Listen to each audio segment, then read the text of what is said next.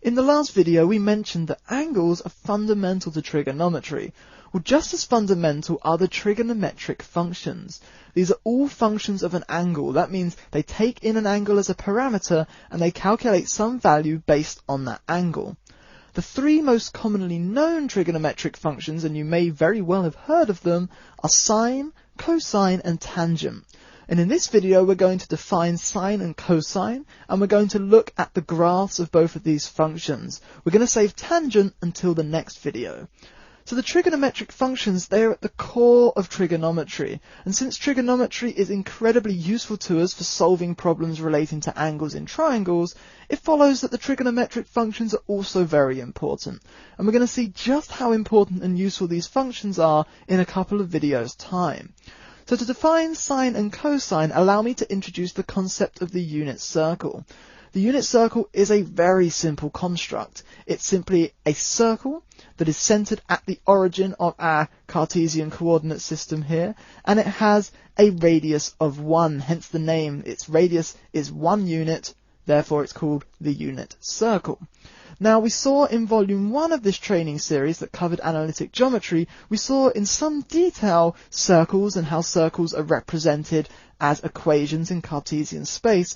And so hopefully it's apparent that this circle that is centered at the origin and has a radius of 1 is actually going to be the simplest circle that we could have. So let's draw our circle in our Cartesian space. I'm actually going to cheat. I have it drawn for us already. And as we just mentioned, this circle which has a radius, so allow me to draw a radius line.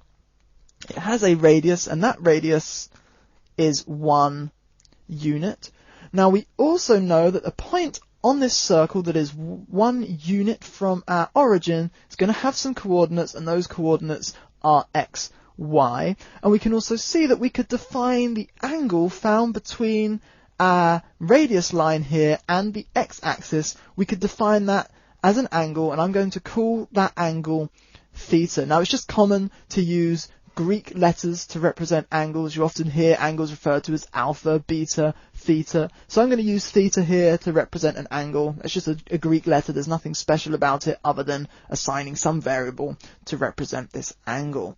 So this angle theta, if we imagine that when we rotate anti-clockwise from the x-axis, this angle is increasing from 0 all the way round to 360 degrees or 2 pi radians, we know as this angle increases, again that's anti-clockwise when it increases, that our point on the circle is going to sweep all the way around our circle. It's always going to be 1 unit away from the origin, which means it's always going to be on our circle, but it's going to sweep its way around our circle. Now as it does this, as our angle changes and our point sweeps around the circle, the x and y coordinates are going to change in relation to that angle theta. So let's take a look at the y coordinate first. So with an angle of theta equal to 0, that means our radius line is going to be lying right on our x-axis. And if it's lying on our x-axis, we know that our y coordinate here is going to be 0. So with an angle of 0, our y coordinate is 0. As we increase theta, y is going to increase. It's going to increase quite quickly at first, and as we rotate around, we're going to slow down. We can see we're moving more quickly in y, then slowing down in y as we hit the peak, if you will, of our circle. And we hit that peak when theta is 90 degrees, or pi over 2. And we know that at that point, when theta is 90 degrees, our y is going to have a value of positive 1. We're at the very top of our circle. Our circle has a radius of 1. That means that y will have its maximum value here of plus 1. As we continue beyond 90 degrees, we know that y is going to start to decrease, slowly at first, but it's going to accelerate as we move round and reach an angle of 180 degrees, or pi. And we know that when we hit that angle of 180 degrees, that y is going to equal 0. So we started at 0, we've quickly increased, then decelerated, hitting 1. We're then decreasing slowly, then quicker, hitting 0 as we reach 180 degrees. As we continue further, y is going to continue to decrease quickly at first.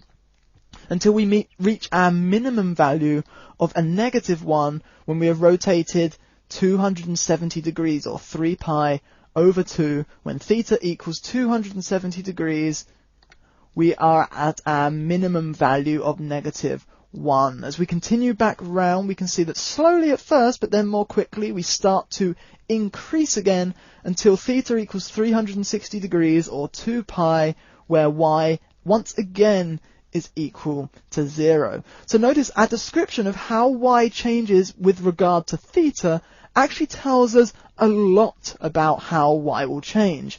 Firstly, we know the maximum value is going to be +1 and the minimum value -1.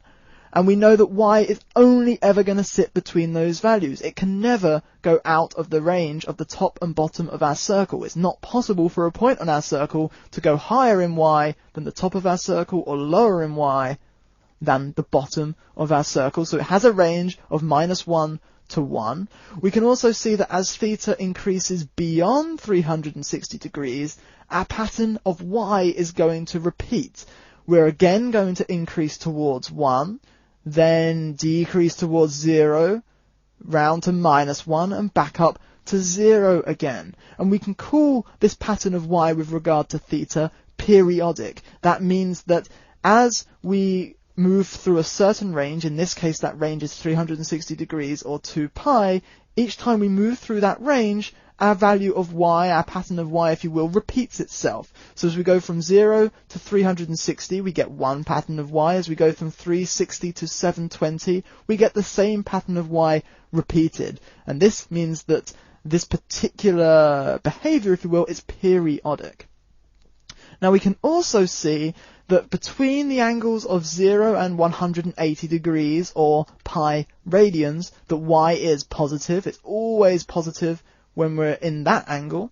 But when we pass 180 degrees and go between 180 and 360, or pi and 2 pi, we can see that y is negative. And that's quite obvious because we're here in the positive part of our Cartesian space for those first 180 degrees. We then pass around into the negative part of our Cartesian space for the second 180 degrees. So we know a huge amount about how y changes with relation to theta. So what if we would graph this value of y in relation to the angle theta? Well, we know that y ranges from +1 to -1. So allow me to scroll down. I want to have our circle visible at the same time. I think that will make everything as clear as possible. So I'm going to scroll down. I want to draw, hey, not quite that long. I want to draw a y-axis. Let me draw that first and scroll back up. Might be the smartest move. And we're not going to quite fit it on, so I will just have to scroll back and forth, not to worry. And then allow me to draw an x-axis. So this is our x-axis, this is our y-axis. But in this case, our x-axis really is theta. It's our angle. So as our angle changes in x, our y-coordinate is going to change, the y-coordinate of our point on the circle as our angle theta changes. And again, if we go back and look at the relationship between y and the circle, we know its maximum value is 1 and its minimum value is -1. So we can mark our y-axis with a maximum value of 1 and a minimum value of -1. So let's take a look at this relationship. We know that when theta is equal to 0, our y is equal to 0. So we can mark that on our graph. So when theta is equal to 0, y is equal to 0. And let's give ourselves at least 360 degrees of rotation in theta. So I'm going to say, let's make this 360 degrees, which is 2 pi radians. And let's make this 180 degrees, which is pi radians. That means that's not quite central. This is 90 degrees, or pi over 2. And this is 270 degrees, or 3 pi over 2. So let's give ourselves at least 360 degrees there. So we can see when we're at 90 degrees, so we've rotated through 90 degrees, y is equal to 1. So we can mark at 90 degrees, y is equal to 1. At 180 degrees, y is equal to 0. So y is equal to 0 at 180 degrees. As we reach 270 degrees, y is equal to minus 1. So y is equal to minus 1 at 270 degrees. And as we move back round to 360 degrees, y reaches 0 again. And we also described the behavior of y. Not only is it 0, then positive 1, then 0, then negative 1, but we saw that as our angle is near 0 degrees, y is changing very quickly. But as it reaches 90 degrees, y's change slows. We decelerate then.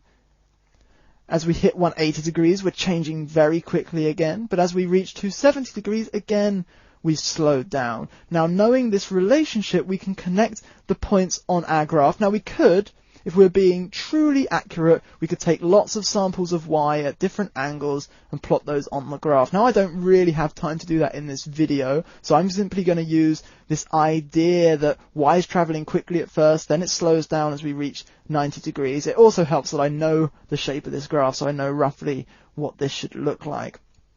So here we have our y, and again, we know it's changing quickly at first, then it decelerates.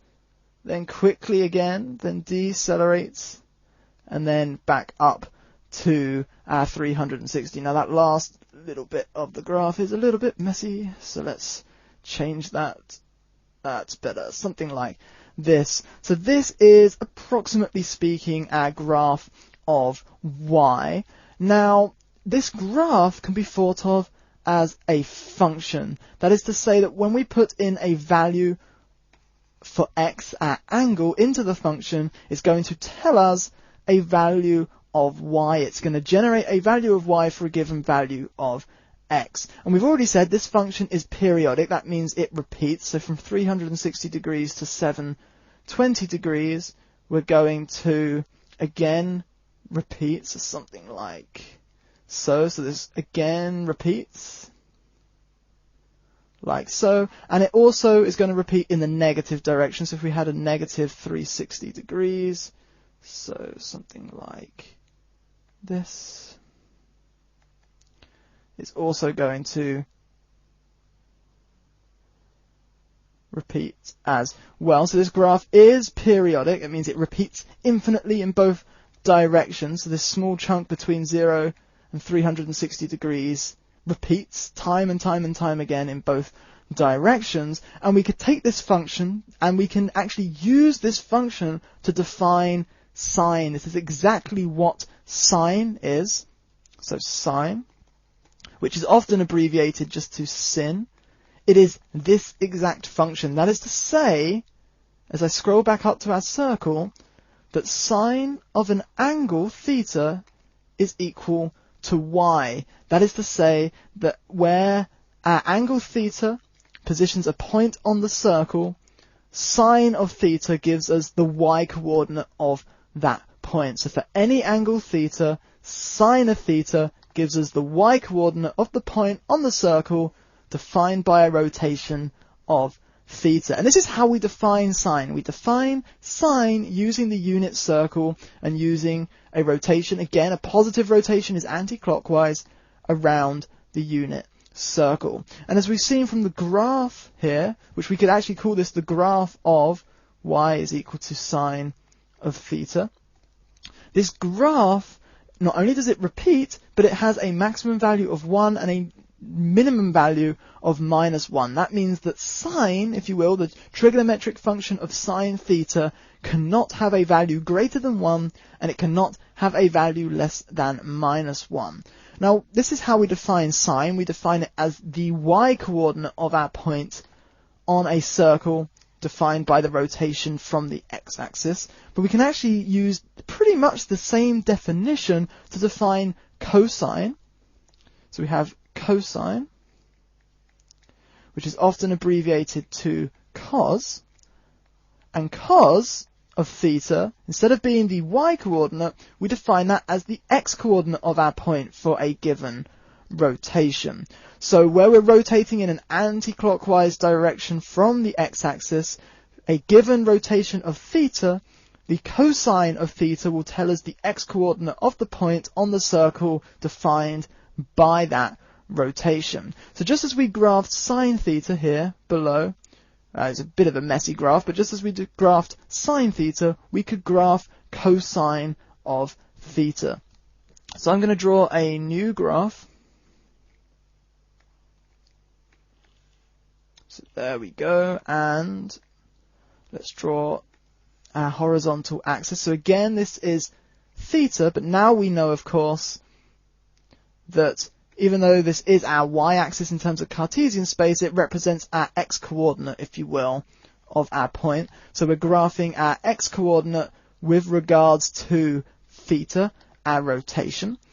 And again, I want to give myself at least 360 degrees.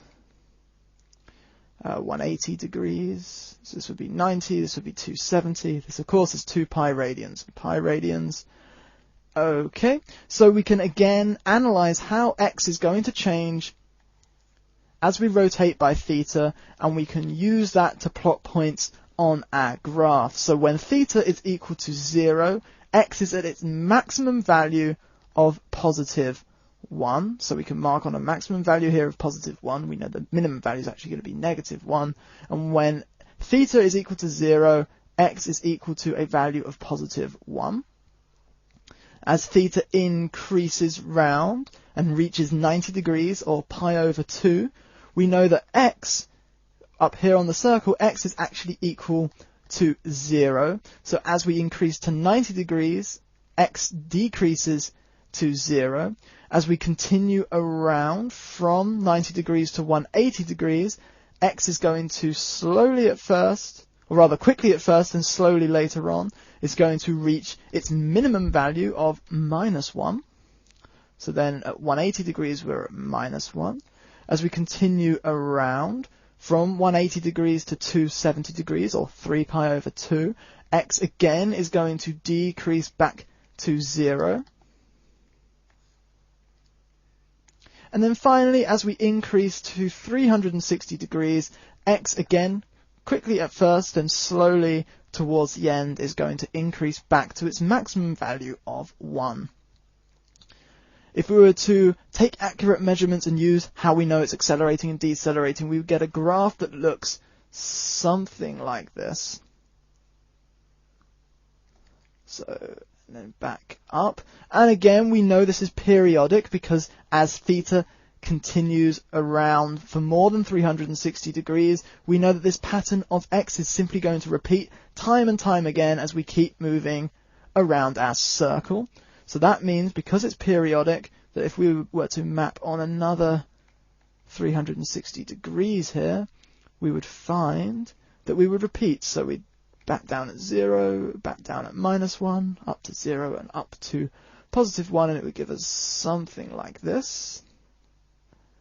And we know, of course, we would repeat in the opposite direction as well, so something like back down to 0, -1, 0, and +1, something like so. And this is the graph of the cosine of theta. So we take any angle theta, if we put that into the cosine function, it's going to give us x. It's going to give us some value x. So whereas sine theta is equal to y, and we've already actually written it below, so I won't write it again, cosine of theta is equal to x. And this is really useful to know that the sine and cosine trigonometric functions, they are defined from the unit circle based on a rotation around from the x-axis. A positive rotation is in the anti-clockwise direction, and that's going to give us the definitions based on the x and y coordinates of a point on that circle. Again, the radius of this circle, because it's the unit circle, is 1. That means the maximum and minimum values of both sine and cosine are +1 and -1. Now my graphs of sine and cosine, because my drawing skills, especially on a Wacom tablet, aren't necessarily what they could be, so I do advise perhaps just quickly going and having a search online to find proper diagrams, if you will, proper graphs of sine and cosine. You can simply search for something like graph of sine or graph of cos, and you will see much nicer drawings than I'm ever going to produce here on the whiteboard. But you can see, hopefully, from these diagrams that they're actually very similar. These two graphs are very similar to one another. The only difference is that cosine of theta is offset by minus 90 degrees. So whereas we have sine theta here, and its positive value, its maximum value here is at 90 degrees, if we were to offset that by minus 90 degrees, we can see that cosine of theta has its positive value at 0. It is offset by minus 90 degrees. Other than that, the shape of the graph is identical. It reaches the same maximum points, it reaches the same minimum points. The spacing between the maximum and minimum point is always 180 degrees. It always passes the axis at the 90 degree point in between these 2 points, and its acceleration, everything about it is identical. They are identical except that one is offset by 90 degrees. Again, it's not the clearest thing ever with my particular diagrams, but please do go and have just a very quick search on the internet and search for the graph of sine and the graph of cosine, and hopefully you will see very clearly, looking at these, that they are indeed identical except for that 90 degree offset. And that's really all there is to sine and cosine. There's nothing really to test here. It's very sort of basic. There's no real questions involved. It's just a lot of theory, so I won't be setting questions in this video.